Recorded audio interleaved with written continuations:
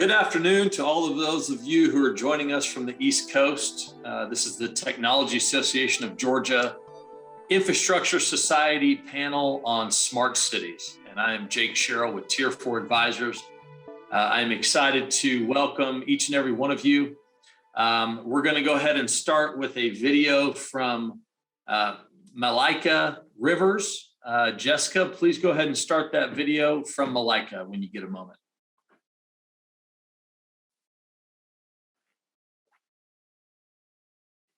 Well, I'm Malaika Rivers. I'm a partner with Lexicon Strategies, and I work in the space of public-private partnerships.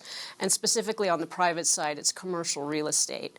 And how does commercial real estate work with governments? And that could be governments of any level. It could be city level, state level, federal level. But how do they work together to improve areas that they normally would not be able to control? For instance, if you are an owner or a developer of commercial real estate building and it's $50 million, $100 million, you can affect anything within that footprint, but you can't control anything outside that footprint, specifically the roads, the sidewalks, the public realm. But all of that creates value and adds value to your real estate portfolio. So how do you create the partnerships that allow these commercial real estate owners and investors to improve the public realm, either by creating a more accessible environment for their real estate asset, a safer environment, a more attractive environment, and creating those partnerships that allow for that? The government comes to the table, too, because they have a willing investor in the community that wants to pick up some of this relationship responsibility. And together, their synergies can have more impact than it can outside of that. On the smart city space, we see a lot of these partnerships moving in that direction. Whereas prior to it, historically, these types of relationships are about real estate. It's about drivable suburban, going to walkable urban, going to amenitization, going to these dense mixed-use communities. Now our world is full of all things digital. So how can we create these tech-driven solutions and apply them to public-private partnerships so that it benefits both the real estate portfolio on the private side as well as the community and the tax base on the public side? Can you give us a couple of examples of public-private partnerships that have leveraged smart city tech? Yeah, well, let me take a step back and think about it in a broader context in terms of what are the opportunities and how does then create these partnerships specifically around projects. On the federal side, the feds Congress has just approved an infrastructure bill in excess of $1 trillion. There's almost $150 billion in that package that is going to be funneled into endeavors that will help to deploy smart cities on a national scale. So that could be electrification through EV and EV infrastructure. It could be smart grid technologies.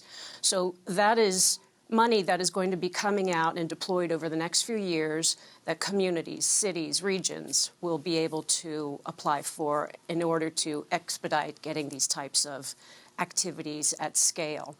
On the regional side, regions have what we call metropolitan planning organizations. So these are the conduits that bring down these federal funds and then disperse them into their planning region. In Atlanta, it's called the Atlanta Regional Commission, and they are the recipient of federal formula funds. They then take these monies and provide them to communities who have demonstrated some aptitude in being able to deploy them in a manner that can either pilot a program or scale it to something broader. So Livable Centers Initiative, for instance, is a funding category out there through our local MPO. And this has helped to deploy smart corridors throughout the region. So not only the knowledge to get the local government up to speed on how to structure these types of programs, but also the tangible infrastructure out on the ground that will allow for these types of opportunities. Mobility, that's an example of mobility as a means to deploy smart city through accessibility and mobility. You could do it for public safety. For instance, license plate readers. Community can get license plate readers out there, which provides real-time data to police departments and allows for real-time responses in the public safety realm. So we're seeing all of these types of examples that are now being deployed. Mm-hmm. What are some of the lessons that have been learned trying to leverage public-private partnerships, using grant money like this? Yeah, it's really a matter of not just money when we think about smart cities and their application. It's really about recognizing that there needs to be an increased level of knowledge. It's good to have money to be able to pay for the program, but you have to make people comfortable with the concepts. And especially in local government, these people are not digital natives for the most part. They have not come from tech backgrounds. So there is a need to raise awareness about what tech-driven solutions mean on their local government and how they can balance that between all of the rest of the demands that's required of them as a local government. So these partnerships can either be driven by a municipality, by a county, by another type of government that is being progressive and proactive as it relates to understanding how tech can help with their operational management and their data collection and their planning.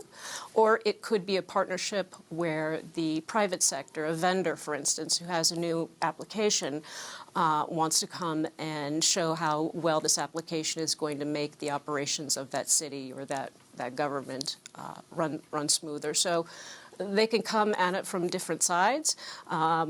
The money is always helpful. Money solves for a lot, but recognizing that having a basic understanding and then the ability to execute on that and sustain that is something that is much needed within the public sector space. In the future, do you see that happening? Do you see the knowledge base increasing such that these projects are more successful and more numerous? I do think that they will increase. Everybody's reality these days is that we've all had to become a lot more comfortable with the digital world. That's just the reality of the situation that we are in right now. So whether you were willingly accepting it or forced into it, kicking and screaming, we all have increased our level of knowledge as it relates to how tech is a component of our lives. So I think that's going to help with the comfort level, but it still means that the planning and the execution and the understanding of the cost-benefit analysis still needs to be made to that government so that these efforts can be more widely dispersed. It's always good when it comes to these public-private partnerships that there's a good use case. So what has my neighbor done? What has a comparable city done or a comparable county done? Or what type of pilot project have they put out there and what have the results been? And then where is my opportunity to show my own public officials, my elected officials or my city council members that this is a worthwhile endeavor for us to get into? So government does not lead in or lean in quickly, fast, sure. And in any great strength immediately. It's always a matter of showing the results and then deploying that at scale.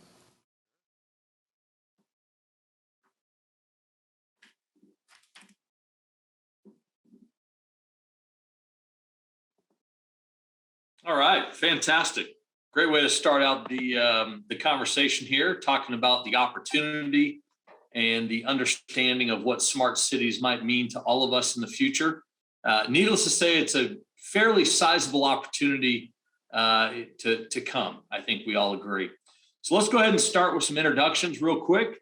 We'll go ahead and go across the list here. We got Tim with Flexential. Tim, say hi to all the attendees and please introduce yourself. Thanks, Jake. So Tim Parker, I'm the SVP of Network Strategy at Flexential. I focused on interconnection, but a lot of my activities lately have been focused around the edge and working with several smart city organizations to get some edge computing out there to help during this time. Fantastic. Azhar with Verizon. Azhar, please say hi to everybody. Introduce yourself. All right. Thank you, Jake. Good afternoon. So my name is Azhar Khan. I'm a managing client partner within Verizon Business Group, and I lead our public safety sales specialist team. I also joined Verizon Smart Communities organization back in 2016 and worked with our internal sales and product organizations as we launched our capabilities to help and assist in the smart city and smart communities area. I've been with Verizon for over 22 years in different roles and responsibilities. Really excited to be here and look forward to this conversation. Excellent. Thank you, Azhar. We got Nabeel, who's the CIO at Instor Solution. Nabeel, say hello and introduce yourself, please. Well, good afternoon. Thank you for having me. Nabeel Mahmood, I'm the CIO for Instor. I also serve as the president and founder for Nomad Futurists, which is a nonprofit initiative for demystifying technology and bridging the digital divide that we have, as well as serve on board for a couple of other organizations that are publicly and proudly traded, financial institution, and organizations that are involved in machine learning and artificial intelligence. Excellent. Thank you so much. I will share with you that one of the other laptops that I was going to use for my questions decided to do an update. So I'm going to be reading off of a document in front of me. Don't mind me if I'm looking down while I'm asking questions.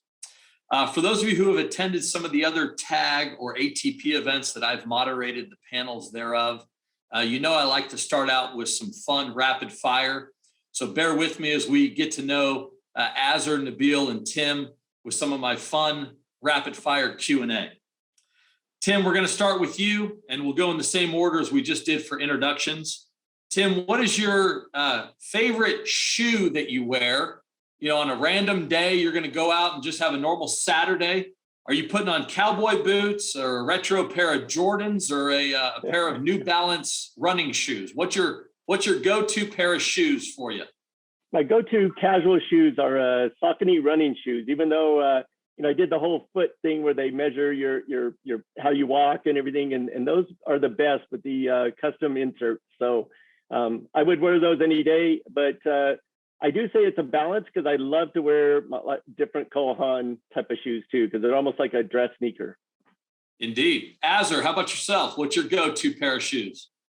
Well, it used to be Nike, but lately I've been using Brooks because that's what my wife recommended. So Brooks running shoes, those are my go-to. I mean, my kids, they buy shoes every 3 months, but I've been on my same shoe for over a year. So that's my go-to shoe. Smart. Nabeel, how about yourself? So I live on the islands of Hawaii. My go-to shoe is Beyond, multifunctional shoe that you can actually wear at the beach. You can wear it on the boat, as well as on the golf course. So no socks required. I like that. I think if we all wish we were living on Hawaii with you, and I think the answer would be barefooted. I'll go ahead and chime in. This is my go-to shoe for the day.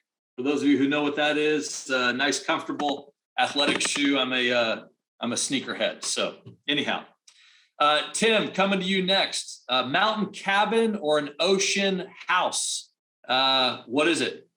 Man, so that's tough because I actually have a house in Colorado and a house in Florida because I like to be by the beach and I like to be by the mountain. So I can't make up my mind. So I just spent the money to buy one in both. Well, when I grow up, I want to be like Tim. I'm sure a lot of other attendees are the same way. Azhar, how about yourself? Home in the on the sand or a cabin in the mountains? Well, I'm not a mountain guy, so I would go with the home at the beach. As long as it has running water and power and Wi-Fi, I'm good to go. You're good to go. That's right. Nabeel, I think we already know your answer, but go ahead and surprise us. Well, there isn't really a surprise. I have tried, and I do own a cabin in Sugarloaf, California at about 6,500 feet, which I haven't been to in over 8 years. Hopefully it's still standing. Hopefully so. I'm assuming that maybe it's a vacation rental or friends or family have at least let you know it's still standing, hopefully. Good. All right. I'm going to go ahead and answer that one as well. I'll take the house on the sand. I like the sound of the waves and don't mind a nice little suntan from time to time. Tim Parker, what do you collect? Do you like collecting baseball cards or Pokemon cards? Do you have a big collection of guns or Rolexes? What's your collection you like to add to when you can? Yeah, I actually collect and paint historical tabletop miniatures. So I've been doing that since I started in college with some friends, and there's a good group of folks that kind of play some of that tabletop games. But I like the piece that it gives me to just put paint on something and not have to really focus on too much. So I do buy and paint and collect those. It's kind of nerdy, but I like it. Hey, that's all good. That's why we talk about it. We want to get to know you a little bit. Azhar, how about yourself? Do you collect, business cards or golf balls from the golf course or anything else cool like that? Well, I do collect business cards, but I also collect hats, like visiting different golf courses, golf events, tennis events, US Open, those type of things. Love to buy one of those customized hats, so at least I can add it to my collection. And I have like 30, 35 of those hats that I try to use every now and then. That's my hobby and that's my passion. Good. That's great. Nabeel, how about yourself? You collect sand in vials of glass or anything cool like that from the beautiful beaches around your state? So over the last 6 years, I've actually become a minimalist. I don't collect anything other than memories. All right. I love that. I love the minimalist aspect. Behind me, it doesn't look like I am one, but I definitely do like the minimalist lifestyle. It appears that one of our other panelists is trying to join. Stewart, can you hear us yet? All right. We'll continue on and let Stephen get signed in there. Jessica, let us know when Stephen is ready. With regards to collecting things, those are some great answers. I like to collect things that usually appreciate in value. So whether that's watches or cars or other things, it's kind of fun to be a part of some of those things. I definitely side with Nabeel, though, in the minimalist side of things as well. Stephen, can you hear us? Yes. Can you hear me okay? Loud and clear. How are you, sir? Hey, of all the mornings, right? I literally am looking at a page unresponsive on my PC. So I'm dialing in this morning from my mobile. So I do apologize. And I can't blame any one of these tech giants. This is truly on my side. Understood. Well, you're joined by a group of panelists and quite a few attendees as well here for the Tag Infrastructure Smart Cities. We'll go ahead and call an audible, as they say in football, for a moment. Allow you to introduce yourself. Obviously, Stephen is with Technical Consulting Services. Stephen, tell us real quick about yourself, and we'll go ahead and pick up where we just left off. All right. Yeah, thanks. So I guess the question is, well, how does a consultant company get invited to this panel? So my road to Smart City was more of a circuitous route. So 25 years plus of telecom experience. Back in 2018, I consulted for the Broadband Deployment Advisory Committee sponsored by the FCC. Some of my Smart City clients were Columbus, Ohio. Prior experience also local to Atlanta with a P3 partner, EX Squared Vivacity on the Atlanta Beltline. As of last summer, I took on a pretty significant client, the National Telecom Information Administration. As you know, they were awarded $42 billion under the broadband infrastructure bill. So in that role, TCS's group's assignment is to work across, and I'd say kind of taking a pragmatic approach to smart city, right? So not only looking at smart city services that drive future economics, right, for cities, but also looking at digital equity and inclusion in that process. So with the infrastructure and bill out and everything else, my focus has more recently been on working with large cities to, look at smart city as a whole, take a pragmatic approach, and then look at how to fund these technologies and also look at how they benefit not only zip codes, but also the city or county as a whole. Excellent. Thank you for that background. Sure. We're going to keep going here on my rapid fire. So, Tim, favorite sport? You like water polo? You like basketball? What is it? Well, I like football, but I play tennis, especially in Florida, about 6 times a week. So it's a combination of those two. Fantastic. Azhar, what's your favorite sport? I have two: football, both NFL and college football, and golf. I haven't played golf in a while, but that's my passion. Hopefully I'll be able to get on a golf course soon. Good stuff. Nabeel, what about yourself? Favorite sport? Off. Golf. Steven, favorite sport? Baseball, least favorite sport based on how I played Sunday golf. Understood. All right, let's keep it going here. Favorite international city and favorite domestic city. Tim, go ahead. My favorite domestic city is probably Denver, since I live in Denver and I love it here. International, I would say combination. I can't choose between Singapore or Amsterdam. I like both of those for different reasons. All right, we'll let that slide. Azhar, what about yourself? Domestic and international. So domestic, New York City. I live in the New Jersey area, so New York City, I mean, the best city in the world. So I love New York City domestically. Internationally, I haven't been to too many international cities, but I love going to Dubai and Abu Dhabi. So those are two of my favorite cities. Cool. Both cities I have not been to yet. I definitely need to visit. So thank you for the advice on that one. Nabeel, domestic and international. So domestically, it will be Waikoloa in Hawaii. That's where I live. And internationally would be London. Fantastic. Steven, how about yourself? Even though I'm in Georgia, I'm a big fan of Texas. Just wide open areas, and just the quality of living in nice, big, sturdy houses, a lot of land. I would say international, just from a vacation in places I go where I get treated very well, is, believe it or not too far, Dominican Republic. So I've had a lot of great experiences, a lot of like extended family there. So, you know, if going somewhere and as a tourist, definitely Dominican's been my favorite recently. Sounds good. A lot of good answers there. My domestic is going to be San Diego. It's tough to beat 70-degree weather year round. Yeah, that is good. Internationally, I'm going to go with Tokyo. I love the food. I love the culture. Love the people. All right, good stuff. East Coast or West Coast rap, Tim Parker? Are you a Biggie Smalls or a Tupac fan? Oh, man. Let's go West Coast. West Coast, all right. Azhar, how about yourself? Well, I'm not a rap fan, but if I have to pick one, I'll go with the East Coast. All right, sounds good. Nabeel, how about yourself? So I really don't have any idea what you're talking about. I think I'm gonna stay with the West Coast folks. Good stuff, Steven. And you? Oh, East Coast, born and raised on the East Coast, so definitely East Coast. All right, we got 2 and 2. I guess I'm the tiebreaker. Born and raised Northern California, 25 years. West Coast, West Coast, best coast, fresh coast.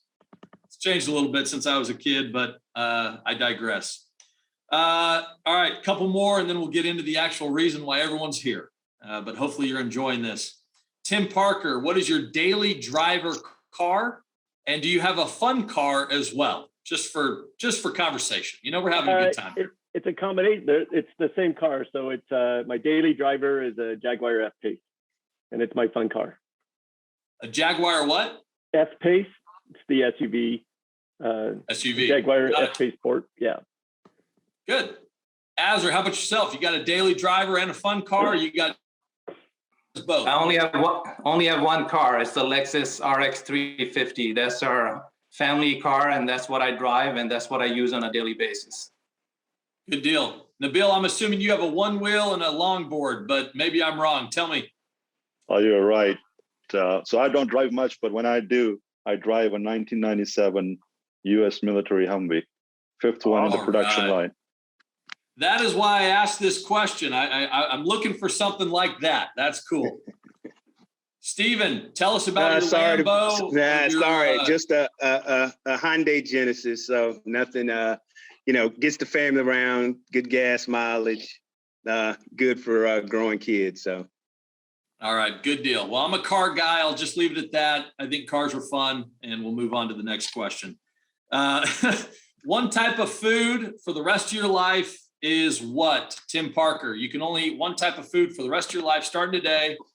Is it Southern barbecue? Is it sushi, like myself, or at least Japanese cuisine? What is your choice of one type of food for the rest of your life? Man, because like sushi has a lot of different options. So I'm just going to pick that because I could get a lot of different flavors instead of just sticking with a steak or something. Good choice. Azhar, how about yourself? What's your cuisine of choice forever? I love Mexican food. So any flavor of Mexican food, Tex-Mex, Mexican, anything that is spicy. I love that. That's a great choice as well. Hard to beat that one. Nabeel? So I'm going to go with Tim, but I'll actually narrow it down even further for you. Sashimi and caviar. Yeah. All right. Sashimi and caviar. For those of you who are, this is obviously an Atlanta or Technology Association of Georgia, so Georgia-based group. Up north, you've got Monkey 68. You've got 2 locations. You've got Sushi Nami, which is pretty tasty, and 8 Sushi on the west side. Do not sleep on 8 Sushi on the west side of Atlanta. As a sushi snob, that's about as good as sushi as you're going to find anywhere in the world, candidly. Stephen, coming to you, one type of cuisine for the rest of your life, you're eating what? Well, I can tell you now, I love sushi, love those restaurants, but lately it's been salmon, a lot of salmon. So it gets more health conscious, so salmon would be my answer. Salmon, all right. If you like wild caught salmon, by the way, a trip to Ketchikan, Alaska for a few days, you'll catch more salmon than you'll ever eat for that year at least. Put it in a deep freezer, go do it again. Nabeel, I got a thumbs up from you on that one? Absolutely. All right, good times. All right, guys, I appreciate that. I just want to try and have fun, keep it light. That's why I do what I do in the rapid fire portion of these. Let's go ahead and jump right in. Friendly reminder, by the way, and I think, Stephen, we're getting some noise from you. If you guys aren't actively talking, just kindly put yourselves on mute. Greatly appreciate that. We're going to try and keep these answers to these questions somewhere between 30 and 60 seconds, by the way. We know that you guys are on the panel for a reason. We greatly appreciate and respect your expertise, but just to keep things moving is probably fair if the answers are somewhere between 30 and 60 seconds. If we need to drill down a little bit further, we can do a follow-up. Just let me know. Additionally, for those of you who are attending, our good friend Jessica Hughes with TAG is moderating the chat for this session. If you have questions that you would like answered at the end of this panel discussion, please feel free to put it in the chat. Jessica will do her best to facilitate that at the end of the conversation. All right, so with that said, again, smart cities are a crucial component of our digital future. Obviously, bringing together IoT, big data, AI, autonomous cars, really changing the way that we live. I think we all agree. So, Nabeel, I'm going to start with you.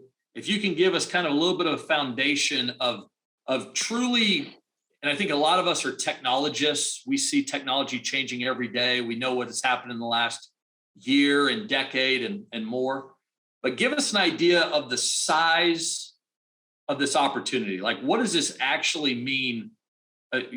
How big is this opportunity for us when we talk about smart cities? It's massive. I mean, we can't even think about how huge it is. The connecting points. I mean, where we are at right now, we haven't even broken ice in my point of view. I was actually speaking at an event in Northern Virginia the other day, and just out of nowhere, somebody asked me the question, how many connected devices I have home, and I had a number of 72. So just imagine how big this is going to be, and I don't even feel that I've got a smart home yet. So you start, looking at the size of the opportunity from that perspective, the number of vehicles, autonomous vehicles, connected devices from IoT perspective. You've got Industry 4.0. It's going to be massive. I mean, we're going to basically be fully reliant on technology at some point in time in our lives. So it's an endless opportunity, and the scale of it is going to be humongous. Azhar, why don't you chime in there as well? What would you like to add into that with regards to the opportunity ahead and how to wrap our head around how big this is? Well, like Nabeel mentioned, I mean, this is a huge opportunity. I mean, we look across the globe, we look at our homes, how many devices, how many sensors that are being deployed. and are constantly being deployed. So the opportunity for smart cities, smart devices, IoT sensors is tremendous. A lot of cities have been looking into deploying these technologies for the last 5 or 6 years, but the growth exponential is there. And a lot of new innovation is going on in the smart city area, and cities and municipalities and customers in general are looking for partners to help them transform the journey from where they are and where they need to be. Absolutely. Stephen, you got anything to add on that question about size or just potential that go ahead. Yes, sure. Thanks. Yeah, I don't think we've scratched the surface. I recently had a conversation with the county of Northern Virginia, and the opportunity there, is just tremendous, right? They're looking across multiple districts and looking to see not only what the carriers can contribute, but what they can do themselves as a county. So, they're looking at investing hundreds and hundreds of millions of dollars, as well as partnering with the Verizons of the world and the Comcast and all the other service providers. So, I think as municipalities get a better understanding of, how they can apply smart city to their day-to-day, then I think the growth is tremendous. Absolutely. Tim, anything else to add on that piece? Yeah, one of the things we're working with several smart city organizations, and we met with downtown at University of Colorado Denver, and I think a lot of them are looking at ways of doing innovation and bringing. You've got millennials and folks moving back into the cities and trying to bring in the environment that's going to attract more folks and more both business and people to move back in, and they're expecting new technologies that smart cities are bringing, whether it's smart traffic, smart transportation, and even to the fact that smart security. All that is critical to it. So I think the realm and what we can do in those environments is just we're just barely touching the surface. And you look out there and you hear about a number of these smart cities, but I think you're starting to see initiatives, especially with the infrastructure bill that we just heard a little bit about, and other things going into it. You see a lot of the municipalities really wanting to invest in this area. And so I think it's up to us on the technology front to help that be successful. Absolutely. Good. So we've talked about kind of the size, but let's talk about the opportunity and kind of when will it arrive, Nabeel? Do you think that this is a 1 to 5 year deal, or is this more like a 10 to 20 year kind of train that's coming that is going to take hours to go by us, so to speak, figuratively speaking? What do you think this thing, an adoption, implementation, whatever we want to call it, what does that look like? So I'm just going to summarize what we talked about briefly earlier. I mean, as to the market cap and the size is concerned, it's unknown. The fact of the matter is that we have actually all started to become digital natives in some way, form, or shape. The generational divide has actually started to really bridge, particularly over the last 2 years with COVID. People are more receptive to leveraging and using technology, and the age group doesn't really matter. When? That's a massive question. I mean, that requires change of infrastructure. But before we get into any of that, we've actually been living smart cities for quite some time. A simple example would be water meters, for instance. I mean, that was an initiative that was actually started in major metropolitan cities about 5 to 8 years ago. A lot of actually cities now do have smart meters installed in every one of our homes, right? You've got power distribution. You've got smart meters actually from the utility companies now installed as well. So traffic and signals and so on and so forth. So a lot of that's actually already taken place in some way, form, or shape. The bigger picture is the unknown. I mean, that's where the likes of Meta comes in, and access and sharing of all that data and collaboration with your public safety and or other institutions locally. I mean, I think that's probably far-fetched. That's probably at least a decade out. We can potentially unify everybody at some point in time, that we can start talking amongst different departments and government bodies. That's probably a little ways out. And that's going to get into the whole regulations, security, and so on and so forth. But on a scale of where we're at today, I do see things are moving. They're moving fairly quickly. I believe that the government bodies, the local cities and municipalities have started to see the value of what smart cities is. And the next generation is basically demanding it in a lot of ways. The likes of San Francisco and New York City over the last years had the biggest exodus of everybody moving out.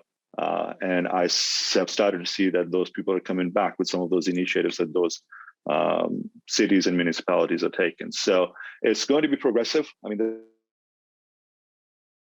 there's no magic wand that we've got, but I believe that the highest in rush is going to be within the 8 to 10 years time frame. Yeah, absolutely.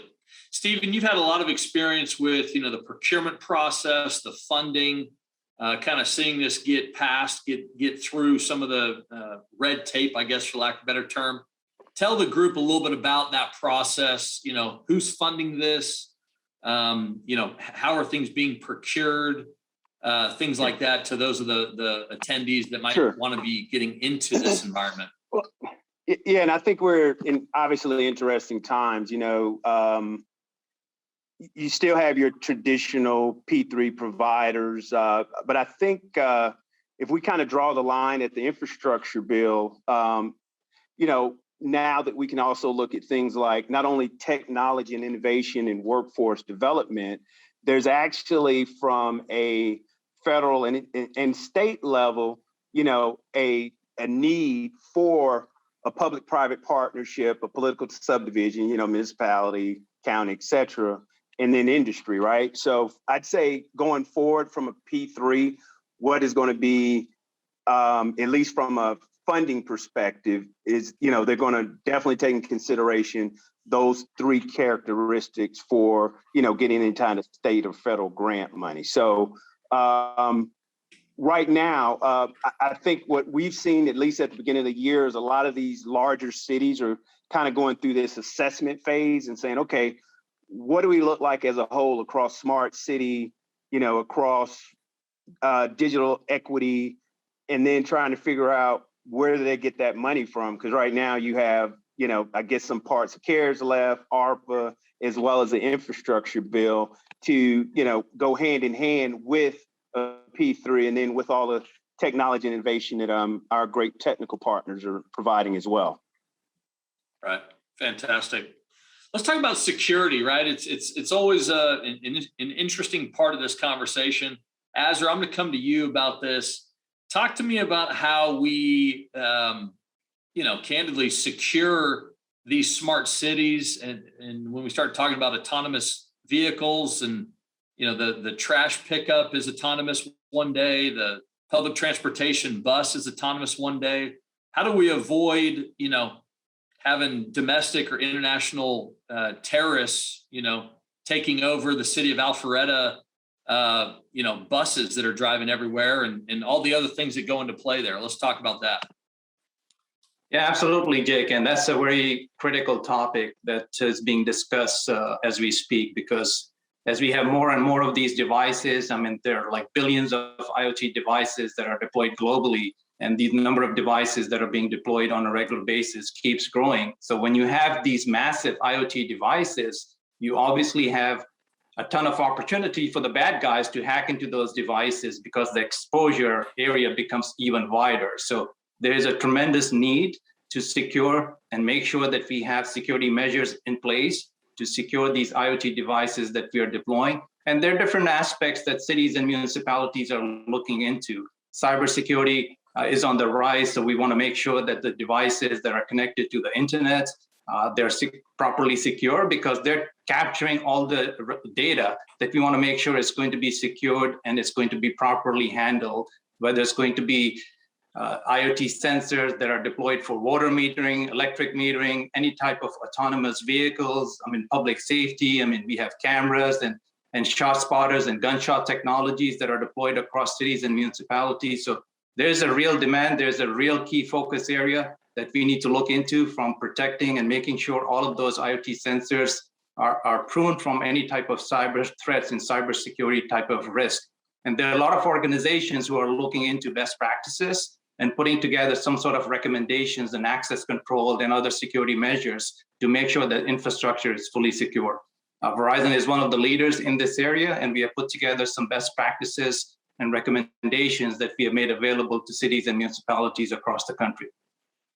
Now, as we're talking about IoT devices, obviously most of us understand that some of these devices are the size of our thumbnail, and you can fit anything into that if you have the technology. But some of these devices are also things that are loaded into buses or trucks, maybe a little bit more capable with different widgets, if you will, that might keep it more secure.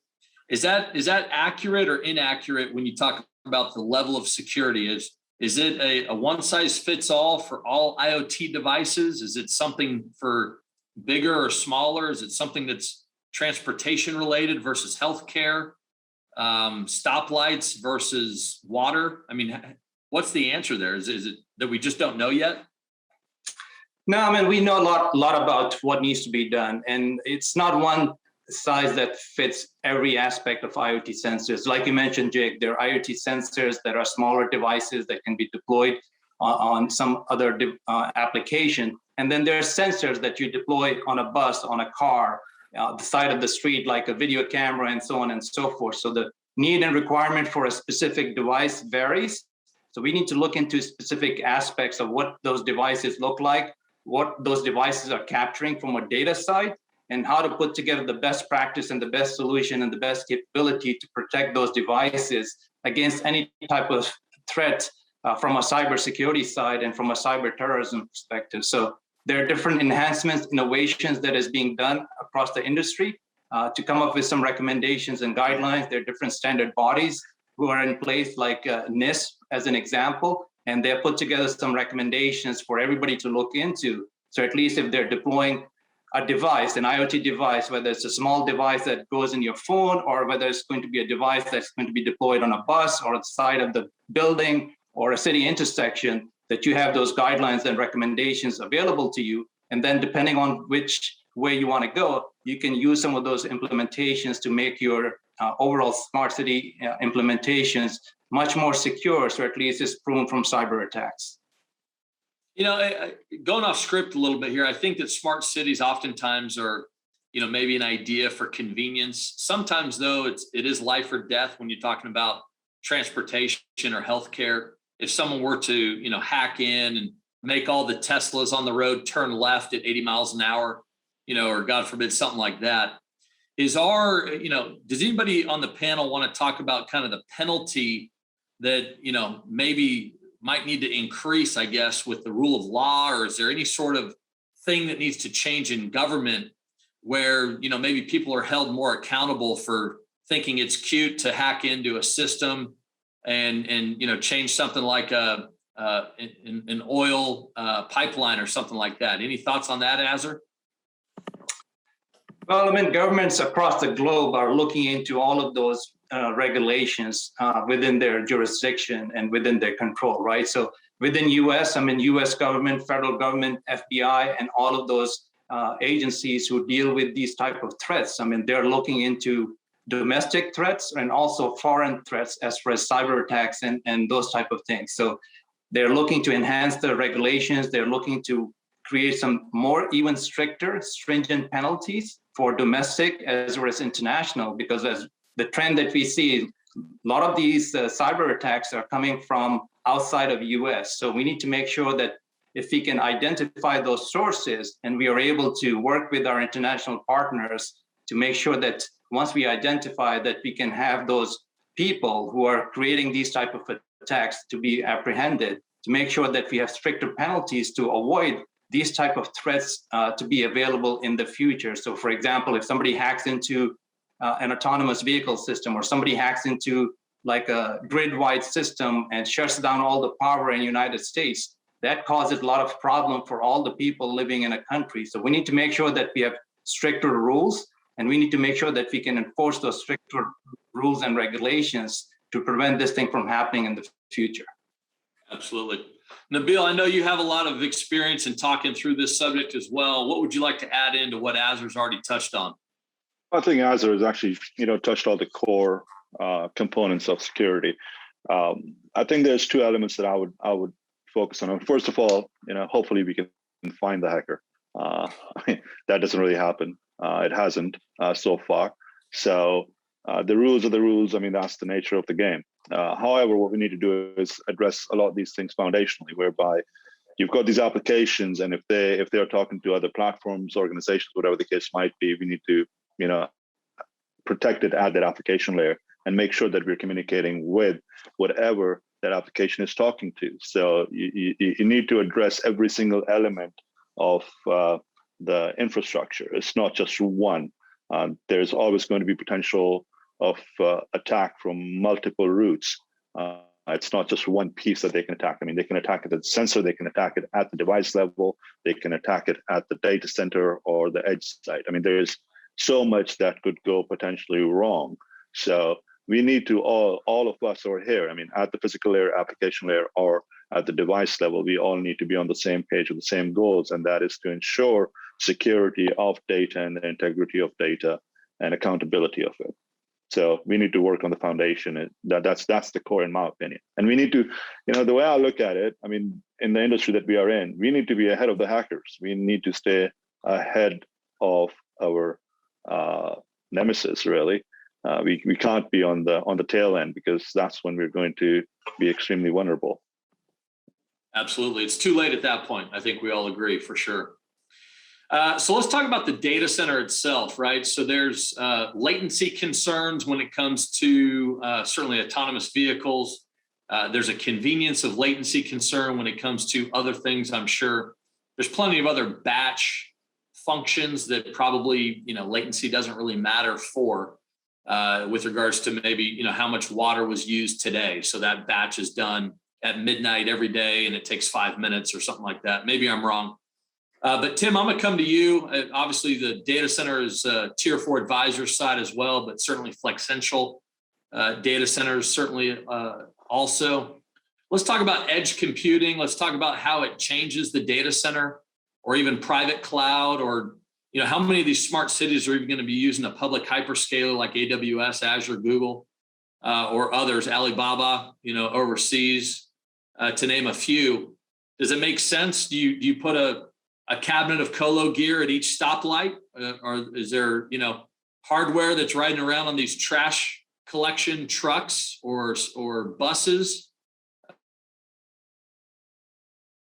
etc.? Yeah. I know I'm throwing a lot at you, but give us an idea kind of where this data center of tomorrow, with regards to smart cities, what it looks like. Thanks, Jake. So let me just start off with a little bit of level setting. I don't think we will have data centers at every street corner, but I do think we need data center aggregation points for smaller compute that are tethered into your larger, more secure, highly reliable data centers like we have at Flexential. And one of the things that we've been working on for the last couple of years, and partnering with the tower companies and others, because they have the real estate, is getting these smaller edge data centers out there where we can reduce that latency to that approximately 5 milliseconds type of latency, and then make sure that we have resilient connectivity back to the larger data centers. These small data centers are going to be 8 to 10 cabinets out there, and smaller power, of course, but the idea is it's all about proximity.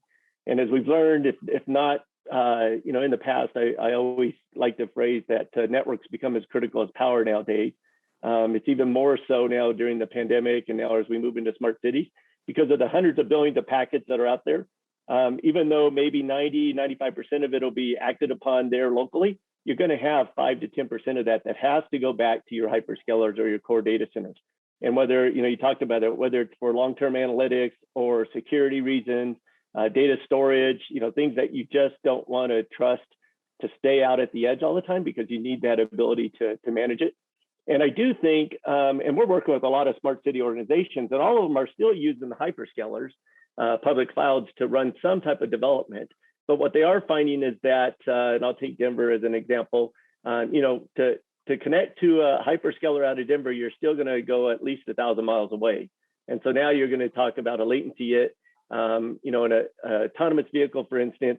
An average vehicle travels 60 feet in a second. So if you end up with a lot of turns on your application, and now you need to do some type of emergency change in how that's acting, you've got an issue there. So we've got to be able to manage that. But even on the side of, what we have discovered in our work over the last 2 years is you can't take the typical MNO approach of having thousands of these edge data centers and then fell over to each other, because we're not going to have 1,000 of those out for the next 2 to 3 years. We're going to have a couple hundred maybe at the most. So we've got to build that resiliency in. We've got to build the backup generators. You got to build in the power capabilities that allow these to be self-sustained. And then you've got to be able to take advantage of what we call near edge data centers, which, at Flexential, we're in a lot of tier 2 cities where the new data and network hubs are moving out to. Your data is now starting to stay within these smaller, highly growth cities like a Denver and stuff versus those larger, tier 1 cities that traditionally we saw it. So moving smaller compute, moving edge clouds, getting stuff out there into these municipalities is extremely important, but that connectivity is also as important in that resiliency so that you can build a distributed architecture and rely on the ability to, if you do have some issue that could happen, whether it's, environmental or even, somebody comes in and hacks in an environment, you can basically survive without that for a short period of time. So we look at it in that perspective. We build our data centers that way so that they're, what we call tier 3 uptime institute on the availability front so that they're up, can take a hurricane, can take a tornado, can take any of those things that you think about, have all the redundancy in. But the edge data centers aren't going to have that. So that's why you have to tether back in. And you have to have that network capability because everybody is going to have a larger core site that's going to need to push that data. Our goal is to look at getting 20 to 50 of these out there with some partners in the next couple of years. And we talked about smart city growth. I do think that we'll continue to see it grow faster and faster, whether it's logistics or smart cities or healthcare, all of those things are going to need, that ability to have that low latency connectivity. And so I preach on the low latency, and the data resiliency needs to be, top of your list. And then, and I mentioned earlier, I think sometimes people tend to almost forget about security, and you've got to secure that environment also. Excellent. Stephen, coming to you to add on to anything data center security related, what are your thoughts on those questions? Sure. This is a great segue. I actually had this conversation the other day. So with edge computing, we obviously know that, it can help from a perspective of, we don't have to have the infrastructure, especially if it's, especially like in a tier 2 city where, maybe the ROI doesn't justify the backhaul, but also things like we talked about traffic, right? And when I look at this infrastructure bill, everybody wants to build things like roundabouts because the money's there, but, in an edge environment, and this is more a question to you experts like Flexential, the things that you can do so we don't have to dig up the roads, right? So could you have traffic patterning at the edge so you don't have to build a roundabout, right? So you can have better traffic management and things like that. So, what I see as a value for the edge, especially in a smart city environment, is, you take away other costs in construction and anxiety for the citizens because, with edge, you're doing a lot of stuff that, make the city smarter and then, make it so they don't have to close off streets, roads, and anything else. So to me, that's a real world example of, edge, and especially as you mentioned in tier 2 cities where it might be more of a challenge to get stuff back to the hyperscalers. Yeah, I think edge is going to be definitely important going forward in smart cities. Nabeel, when we talk about latency, what is the, kind of thoughts on what's acceptable from a latency perspective in smart cities? Is there a certain number, or is it it depends kind of answer? Well, it depends. I mean, we're still kind of exploring all of that. It's not that long ago that all of us were actually on a 14.4 kilobits per second modem. And today you got a gig port right at your computer, and if the buffering icon starts coming up, it drives you up the wall because you can't stream Netflix. So it's all relevant. Are we there yet? No. There's going to be more and more demand. That's a cultural shift as well, whereby we are in the data rush era, is what I call it. We want information now, and we want information on our fingertips. So as we see more and more of that adoption by the general populace, we're going to require lower latency. 5 milliseconds might be acceptable today, and tomorrow 1 millisecond won't be acceptable. So it's an ongoing moving target. Just to add to what Stephen and Tim said about edge, this is edge computing right here in my hand. And the 5G play and the edge play does potentially get us closer to addressing that latency issue because we're processing data closest to the user. And all what you're doing thereafter is a delta sync back into whatever your strategy might be, the hyperscale, the cloud, and any of that stuff. It is all in the data center. There's no cloud up there in the ether. The cloud is in the data center. There's no edge. The earth is not flat. There's no edge. The edge is the data center. So there's a lot of, I mean, for what I do for a living, I call it a lot of marketing hype, a lot of false marketing hype. We come up with these exotic phrases and words. But if you look at the computing history, there's only two core things to remember: centralized and decentralized computing. We go away and we come back. And every decade we do that. So we are in the same wave right now. We're kind of sort of confused as a teenager. We don't know what it is, but to oversimplify it, all of it is in the data center. The core is to address the latency issue, get the data closer to the user, and process it as quickly as possible. Excellent. Azhar, you see what we're doing here as a panel and as a moderator. We're teeing you up for a good sales pitch. I'm joking, of course, but it's what obviously you and your team at Verizon do. You have plenty of other competitors that do it as well, so we don't necessarily need to hear about a Verizon commercial per se. But your experience and your understanding of, let's talk about what 5G is going to do to a smart city, right? What does 6 and 7G mean tomorrow and next, down the road? Talking about latency and things like that. Let's go ahead and turn it over to you, kind of what your thoughts are with, what not only Verizon's doing, but what you've seen. Yeah, no, absolutely. And thank you, Jake. So you mentioned Verizon. I work for Verizon, so I'm passionate about what Verizon is doing in the 5G. So we're the leader in the 5G deployment across US. We have launched different markets across the country with our C-band and the deployment that we have done. And it's all to bring high bandwidth, low latency to all of the users. And when you talk about smart city applications, my fellow panelists touch on some of these applications. So it varies based on the use case. It varies based on the application. Some of the mission critical applications for like autonomous vehicles, public safety, so on and so forth, you need high bandwidth and you need low latency. So 5G definitely provides you that capability. The ultra wideband, the C-band that Verizon has made significant investment, and we are launching and deploying those technologies across the country. That's going to help with the high bandwidth and the low latency requirements for some of these applications within smart communities and smart cities. Where that technology is going to lead, who knows? 6G is going to be available. We need to finish what we are doing in the 5G area, make sure we can come up with some new innovative solutions, new innovative technology. And from a Verizon side, it's our commitment to be the leader in this area, so at least we can make sure the solution and the technology and the innovations, leveraging our assets from a 4G side, now migrating to 5G, and whatever the future holds, we want to be the leader in developing and making sure these technologies are available to enable some of the use cases, enable some of the applications that will help cities, municipalities, and people in general, because everybody wants data faster. If you are a consumer, you're looking to watch a movie, you want to download the movies in seconds as compared to waiting for minutes or an hour to download that application.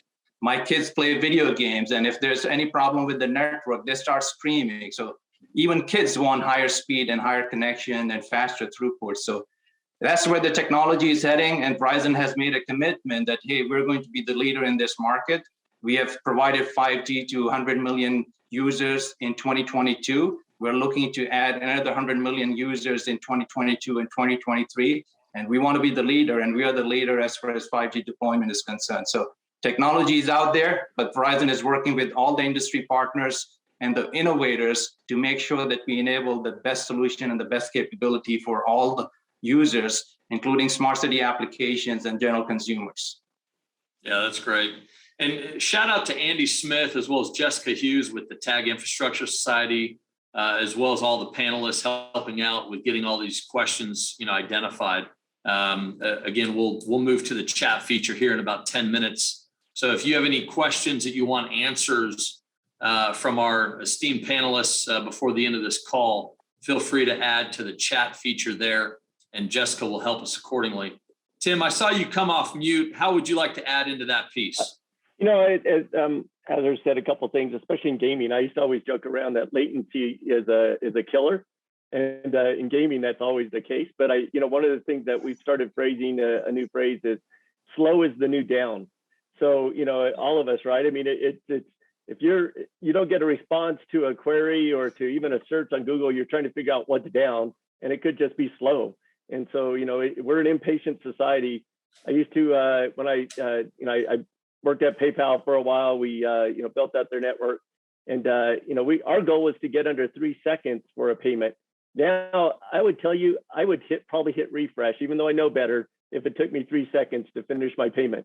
And that's how the society's moving. We want instantaneous, and Nabeel said it earlier too, is the fact that 5 milliseconds may be good now. We're going to want 1 to 2 milliseconds in the future. So we've got to improve our continuous improvement of our ability to move data fast and quick.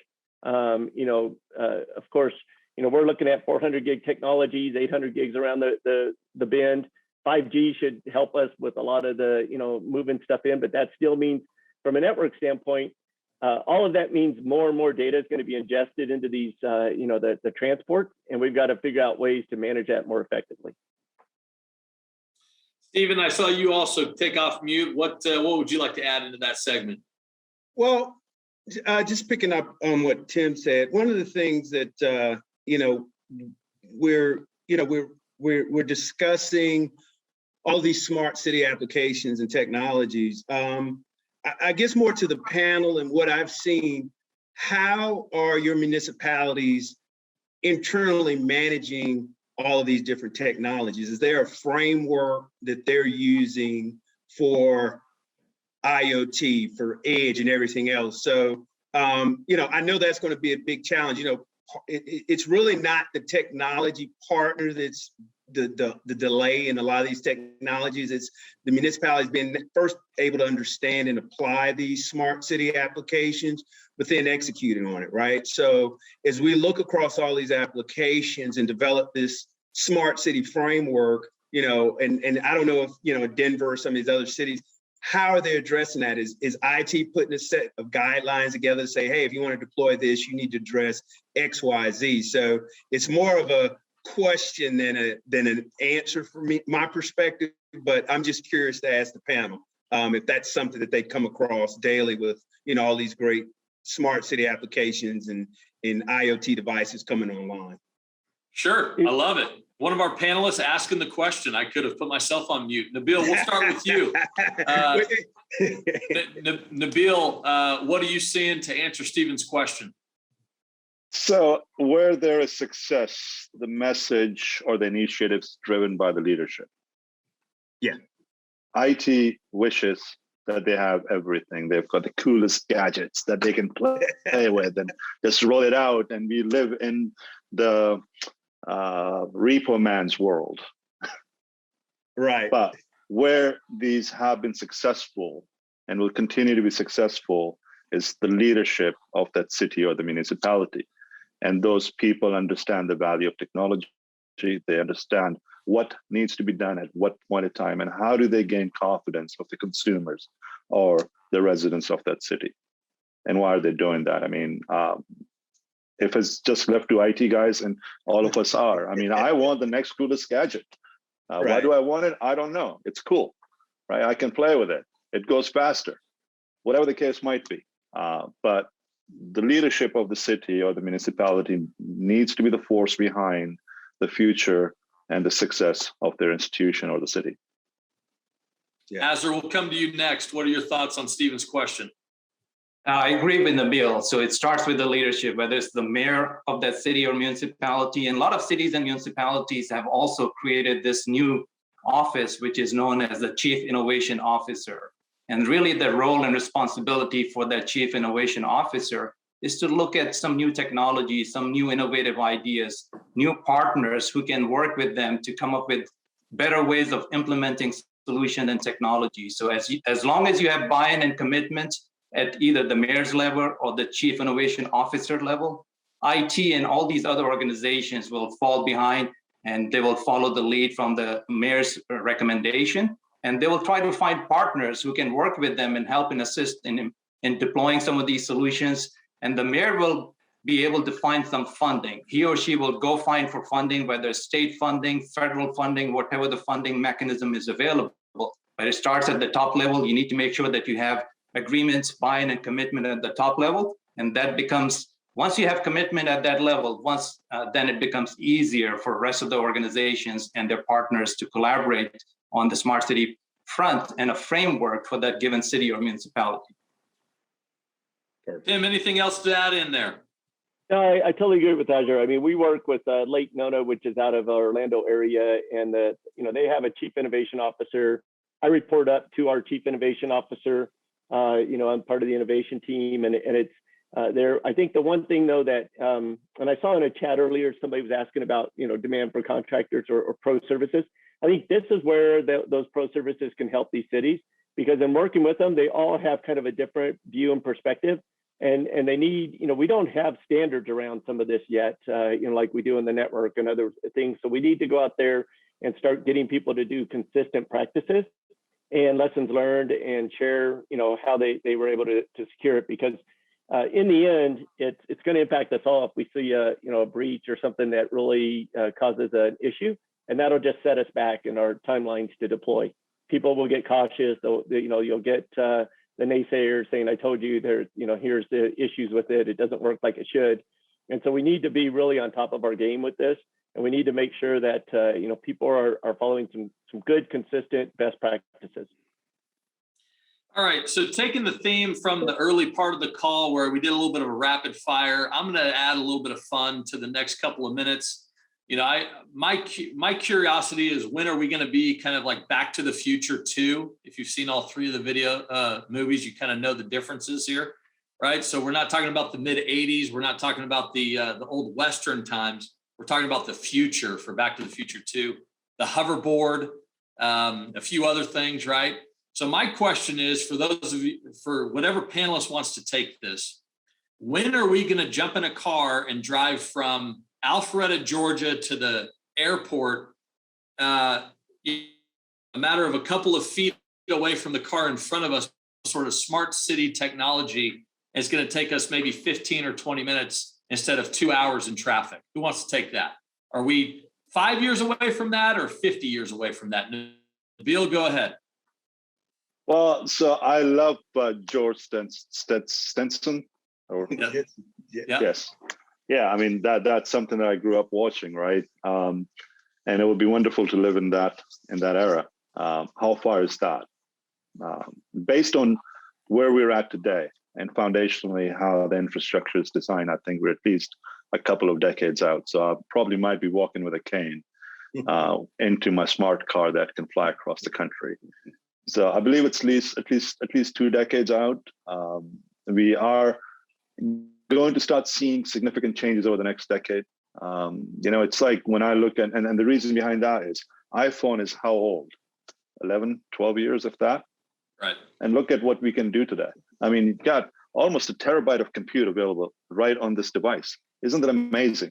I mean, that's probably more compute than the first space program had.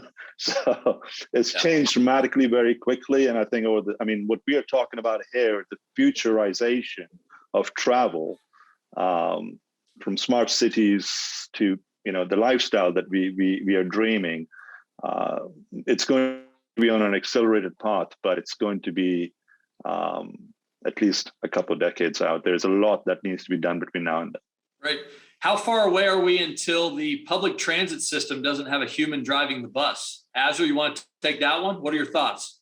Yeah, no, absolutely. And it's a reality even as we speak today. Autonomous vehicles, based on some of the technology that 5G and smart cities have to offer, with vehicle to vehicle, vehicle to infrastructure, and all the advancements and innovation in the autonomous vehicle, that technology is available today. In fact, Verizon has been leading this initiative, working with different automobile manufacturers and making sure that we can run some proof of concept for autonomous vehicles and autonomous buses.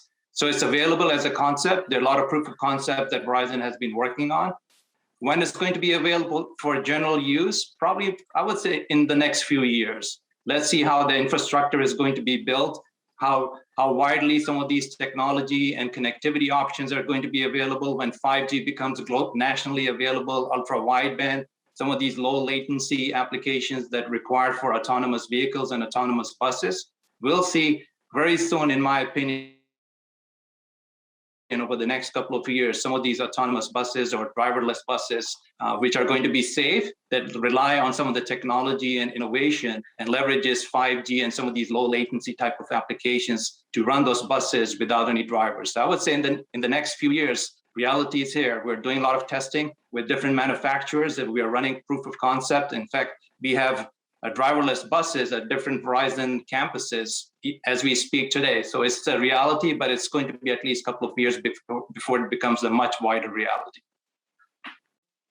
And then I want to piggyback on that. I mean, how far away are we for, driverless garbage collection? Is that right behind there? And also, autonomous semi trucks doing long haul travel across the country. I mean, is that also in the next 5 to 10 years, or is that 10 to 20 years? I think so, probably in the next 5 to 10 years. It all depends on the bandwidth availability to enable all these applications, right? So we need to make sure that we have nationwide coverage for some of these 5G applications, and Verizon and other providers are deploying these technologies as we speak to make sure it's going to be available over the next few years.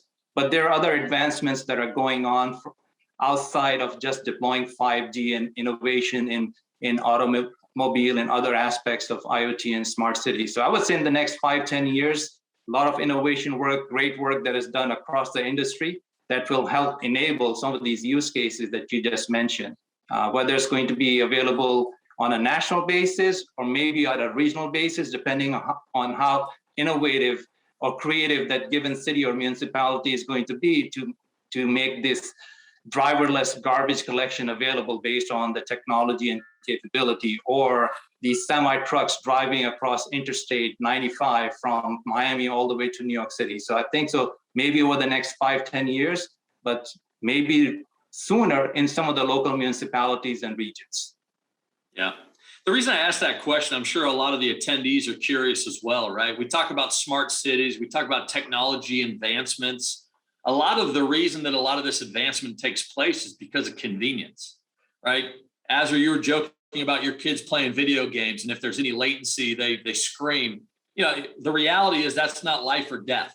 The younger generation thinks it is, but a lot of that's convenience. And as we talk about adopting the smart city technologies and strategies, accepting an added tax from our politicians, whatever it might be for the funding and the adoption thereof, a lot of these things need to be worthwhile, not just cool or convenient, I think, is kind of what I'm trying to get at, which is why I'm asking some of these questions. Are you lowering the cost of my delivery? Are you raising the safety of my city? Are you making me sleep easier because of this or that or whatever? It's always it's $1 million answer for $100,000 problem. and as things continue to advance, I think that starts to change, and those sliding scales change as well. So yeah, absolutely. I have a comment for that. So as we talk about these future technologies, one of the things that is important to cities is obviously we want these economic drivers. So as all of these new technologies become relevant, then the citizens are not only going to be able to take advantage of it, they're going to be able to support it as well. So when we talk about future workforce development, things like that, these should be incentives for cities as well, right? So here are all these great technologies. Sure, you might not be driving the bus, but you might be servicing these autonomous buses. You might be writing code. So we think as we organically grow out these technologies, then there'll be incentives because you are, creating new technologies, job opportunities, bringing in other industry to support this, right? So it should, that should be some of the trade-off along with convenience. Cities should understand that, there's mutual benefit for these new technologies outside of cost and everything else for consideration. Yeah. I was going to say, so one of the things that I love the healthcare and the stuff we can do, but one of the, being in Colorado, we run into drought issues, and I think people in other parts of the nation, and I think water is a precious commodity of ours. And I think, smart sensors and stuff for municipalities, it drives me crazy when you drive down a road in the middle of a storm and the sprinklers are going on, right? And you just see the water just going down into the sewers. And, the ability, so I run at my own house, smart sensors. It tells me, the moisture of my ground, and then it'll come on if it needs it, or it won't if it's been raining. And I think we need to get into, those are things that we're actually being good ESG type of citizens when we start thinking about, giving back in the way that we can use technology to advance our ability to manage, our impact on the earth. And I think we have to, I think the cities have to do that too. These are, these urban centers are, just heat sinks and stuff going on with things. So if you can manage some of that and improve the ability to, manage how our different systems are operating, just think of what we're setting up for future generations. And we're setting up, and while we don't always see the benefit right now, think of the long-term benefits. I think, Nabeel talked about it, with the phones having so much data at it. We complain about our kids being on the phone all the time. There is so much information that they're gaining from doing this, and things that are convenient that we never even imagined when we were growing up. And so I think on the same, phase as we go through here, while it's, baby steps and learning to crawl in some of this environment, soon we're going to be running. And so we need to kind of set the foundations and do the things that are right in that regard. And so I love where we're going with all of this. And I think it's really something that we can improve. Security is another one, visual type of stuff. I was going to bring up earlier, one of the organizations that we work with is, doing stuff on the railroads where they're actually visually inspecting the cars as they go by before they get to the rail station. So, I mean, now you're saving literally a day of a car having to be pulled off of a train to be inspected versus being able to get that visual inspection while it's in flight and then make that decision. And that's the type of stuff that even in smart cities we can do, and so all of that stuff starts to play a key role in how do we, progress our smart city technology. I will say selfishly, one of the things I'm looking forward to as smart cities become more mainstream is the sitting at a red light when the other direction is green and there's no cars to be seen. Am I the only one? I don't think so. Drives me crazy. It's unbelievable, right? And I even asked that as a teenager to my dad. I'm like, Dad, do we not have technology that can fix this by now? Yeah. So, well, and I'm still surprised at how many municipalities don't have the emergency response type of thing going on with their lights and traffic control, right? I mean, you could even improve that by knowing the route that emergency vehicle is taking and set all the lights in prior and stop traffic and allow the emergency vehicle through sooner, right? I mean, there's a lot that we can do there. I think there's an organization actually in Alpharetta that's working on that and doing stuff along those lines. And I think that's the stuff where we're saving lives and we're doing more than just making it convenient. We're actually doing something that's, valuable to us as a community. Just to add to what Tim said, I did not want to sound as a pessimist. I'm very optimistic. Technology exists. All the good stuff is there. Azhar touched on it as well. The tech is there. I mean, that's what we techies do. We innovate, right? The challenge isn't us. We are not holding anything back. It's the political differences and the misunderstanding of the segregation of the private and public sector. If we can get past that, we can deploy that in the next 3 to 5 years and streamline that. But these differences that have existed in the political system and the lack of communication of the public sector and of the engagement thereof, we are probably looking at 10 to 15 years, maybe even longer, for all of this to be streamlined. And it's interesting you bring up politics, right? I mean, that's very much real in everything that we see on TV. God willing, you don't watch too much TV because you could, waste your life away. But to Nabeel's point, right? I mean, it's a matter of differences for a lot of the funding, and a lot of the other strategy and planning with a lot of these smart cities, as with a lot of other things as well. Let me shift gears a little bit. So not necessarily politically speaking, but maybe more so ownership speaking. The cities, let me back up. It falls on the city's shoulders to obviously fund a very large portion of this, if not all of it, I think we could say. there are probably some OEMs out there who are probably strategic in the sense that maybe the hardware or their software is discounted or maybe a loss leader, in other words, free, if they get to own the data or they get to advertise on the billboard, 1 out of every 10 slides or God knows what, right? I'm sure there's plenty of marketing and salespeople out trying to be creative in that aspect.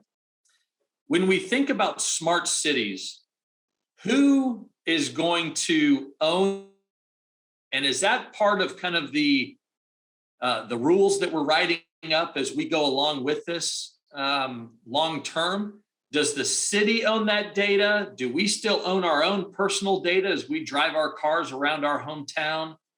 Is that maybe owned by the city and the OEM that sells the license plate scanner that Malaika mentioned in her video?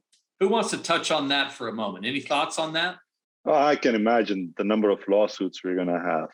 Anybody with a little bit of a common sense is going to question the distribution and the ownership of the data. I mean, at the end of the day, any of our moves are going to be tracked by the federal agencies, the government for that matter. It can't be given to a private party. We've seen issues like that with Meta. We have seen issues like that with other social media and content distribution platforms. So those need to be regulated and understood by every party involved. You and I cannot own that data. It's in public domain. I am on the street. It's a public domain. The data is the government's and or the local government body. So that needs to be addressed. We need to really understand what the data and the data distribution and the ownership is, right?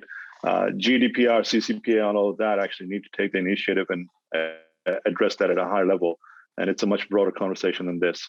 But at the end of the day, we need to actually unify who owns the data and what do they do with the data. I don't want to live in a world where I feel, like the Repo Man movie, the reference that I made earlier, that if I'm unable to pay for my heart surgery, but I did get a heart implant, the Repo Man shows up and knows exactly where I am and can extract that heart at any point in time. That's scary. And that's potentially where we're headed if we don't address the ownership of the data issue. Yeah. Well, and that's why I bring it up, right? We all have a big brother concern. The more that we use technology and the more that this data is floating out there, big brother is one thing and the Repo Man is another. Other folks doing things that are not, to our best interest is another as well. I think it's all fair to be brought up in this category. Azhar, did you have something to chime in there with? Yeah, no, absolutely. I think so. It's a very sensitive topic that needs to be discussed, and we need to have some rules and regulations and guidelines as far as who has the ownership of the data. As we know, there are so many sensors that are out there that are capturing pictures, videos, your digital fingerprints. If that data gets into somebody who doesn't need to have access to that data, a lot of privacy concerns and a lot of government officials and rules and regulations are about privacy. A few years ago, a lot of cities were excited about, hey, we want to have facial recognition. We want to have all these cool technology deployed. But the trend that we have seen because of privacy concerns and some of the areas of focus and concerns that residents have raised, some of cities are putting a hole into deploying some of these facial recognition and some other technologies that will have some of those privacy concerns for some of the data that is collected. So Nabeel is right. There's some discussion, conversation that needs to happen. There's a lot of data that is being captured across the country and across the globe throughout all these smart city sensors and devices. We just need to make sure that whoever has the ownership can maintain the data both in transit and also at rest, and make sure that we have strict security guidelines and security recommendations to make sure all that data is secure wherever it's stored and archived and whoever has the ownership. So there's some discussion that needs to happen. It's a very hot topic that is being discussed across the industry and the market, and we need to have stricter guidelines and regulations across access of the data and the maintenance of the data. Right. Absolutely. Fantastic. Tim and Azhar, obviously you guys work for Flexential and Verizon respectively. Nabeel and Stephen, you guys are doing things maybe more so on this topic. But a question that came in from Sarah Ellis almost an hour ago, and thank you, Sarah, for your question. Which scopes is there a high demand for contractors in this space, and where do you see the opportunity? So let's talk about contractors. Are there cities that, the chief innovation officer for a city probably is struggling finding and retaining talent like we all are? That's the real world we live in. Stephen, I'll start with you. What is the opportunity like for contractors out there, maybe in Sarah's case, to start up her own company, do some contract work, or be a consultant to different cities around this topic? I'd say that from a construction perspective, deploying, obviously it's a lot of opportunities to contract. I always say from a consulting and working with cities, the reality, if you're not a name brand like a Verizon, Flexential, some of our other panelists, it's kind of hard to live in Georgia and be an expert for a city in Texas, right? So, a lot of this, we're talking long-term smart cities. I would say that cities are more comfortable with people in their backyard, right? The people that live in those communities. So when we talk about stakeholder engagement, the anchor communities, the anchor communities, the schools, the businesses that, normally reside in those areas, that would be the first recommendation for, like from a consultant perspective. Obviously in my case, working with some federal organizations, and, I'm a long time telco guy. So, maybe I get a pass on that, but my recommendation is if you're truly committed and you want to see all these great technologies come into play, then, find somebody local. Those are your greatest, those are your flag bearers right there. People that eat, breathe, and live in the communities. Okay.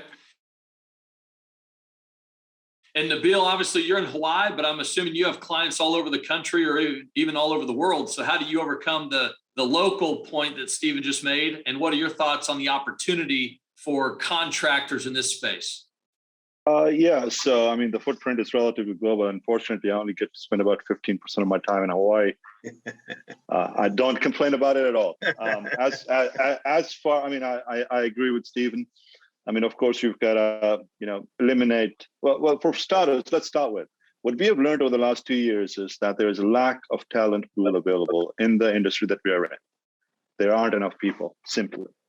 So if you can embrace your voice and make some noise and disrupt the world, you're going to be a rock star. Yeah. So do so. Find ways of being creative. Find ways of questioning the conventional mindset and go out and about and share that message and be disruptive. You will get someone's attention, and that's all what's needed. As long as you've got a unique value proposition and you bring something to the table, they'll give you the time of the day. And all what you really need is 5 minutes.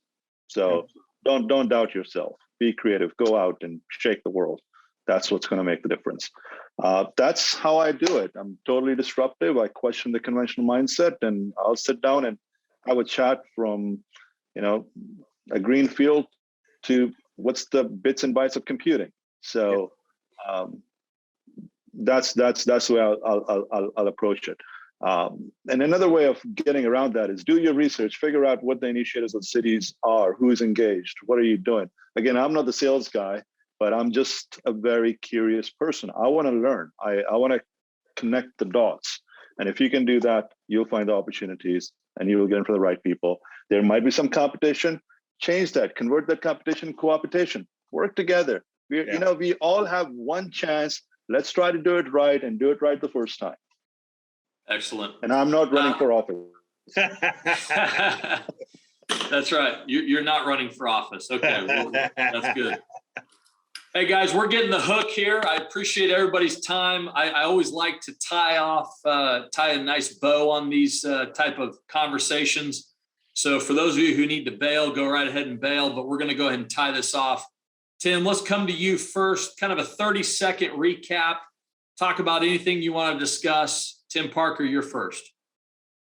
Thanks. Yeah, I would go back to the whole thing where, the smart cities are going to rely on edge compute and connectivity back to, the core, and whether that's public clouds, et cetera. And we need to make sure that we're including ideas on how to make that more efficient and effective for all these smart cities, because it's going to be the wave of the future. And so that infrastructure, just like for those of you that are telecom OSI stack, you got to start at your, layer one and work your way up to the applications. And so it's important to have that in place. Fantastic. Appreciate your time, Tim. Azhar, we're coming to you next for a recap, 30 seconds or less. Go ahead. Yeah, no, first of all, I want to thank TAG for giving me the opportunity to be part of this panel discussion with the esteemed panelists on this call. Really, it's all about city and municipality trying to identify what's really important for them over the next few years.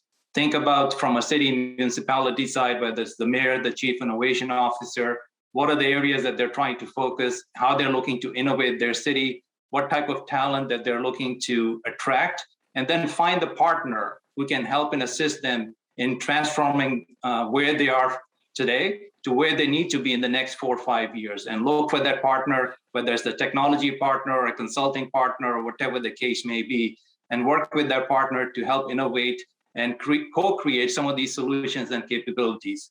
I mean, the sky's the limit. Technology and innovation is going on as we speak, and there are a lot of new creative ways to enable whatever smart city technology that city municipality may be looking for. Verizon is one of those providers, so if there's an opportunity for us to be involved, happy to be working with any of those cities, municipalities. So again, thank you for the opportunity. I look forward to working with you and the rest of the partners in a follow-up conversation.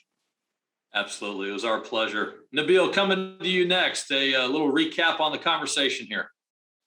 So the opportunities as until to smart cities are endless. We haven't even broken ice yet. This is just the beginning of time. And time is today. It is now. So the only thing that I would suggest and or say would be is, let's work on a strong foundation. If you've got a strong foundation, we'll have skyscrapers. But the way we operate with all the silos that we have created over the last 4 decades of computing, we need to get past that. And if we don't do that today, we're going to continue to build a house of cards. And unfortunately or fortunately, over the last 2 years, it's actually proven that we just got lucky with COVID. We over-designed a lot of these infrastructures. We just got lucky, very lucky. We only got one chance. We can't repeat it again. So let's work on a strong foundation. The opportunities are endless, and this is just the beginning of it. We've got a lot of great things happening, a lot of good things coming to us in the future. Fantastic, Nabeel. We greatly appreciate your time and your insights. Stephen, we'll come to you. 30 seconds or less, kind of a recap on the conversation. Well, once again, I'm thankful to be part of TAG. This has been great for me from a, being technology agnostic. It's great to hear from these technology leaders.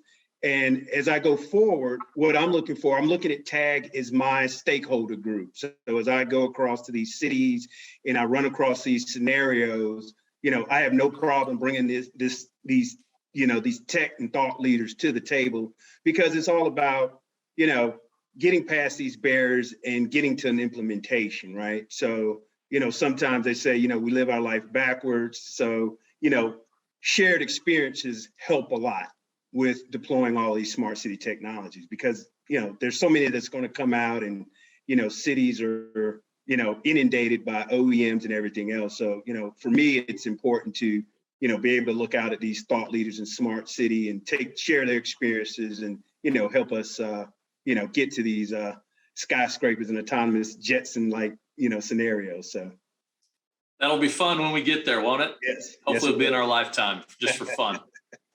Well, I tell you what, I got a little bit of housekeeping to address real quick. We want to thank our sponsors, Flexential and Spencer Bristol Engineering.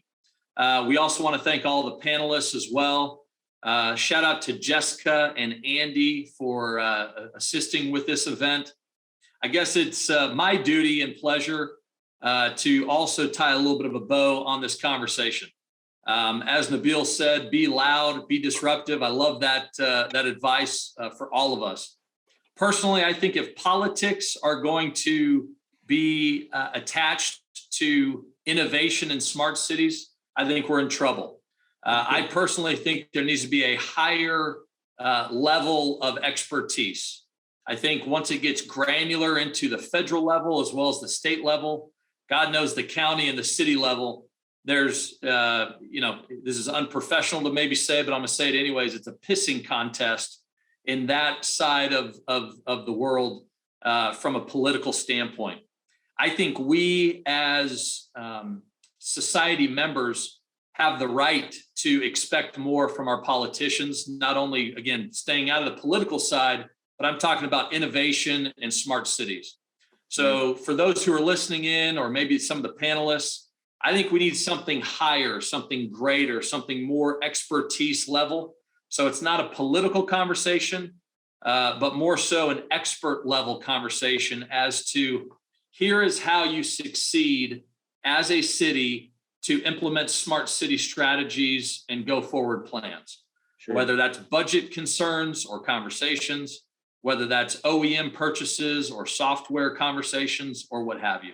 But again, that's just my opinion and I might be wrong. So as the moderator though, I get to share my opinion as well, just like everybody else does. And you get what you pay for in these tag virtual conversations. With that said, we're going to tie this off. I know we're a few minutes over, but for those of you who joined, thank you for the time. For those of you who will be listening on the recording, hope you enjoyed the conversation. Tim, Azhar, Nabeel, Stephen, Jessica, and Andy, thank you again. God bless and take care. Bye-bye. Thank you. Have a great one.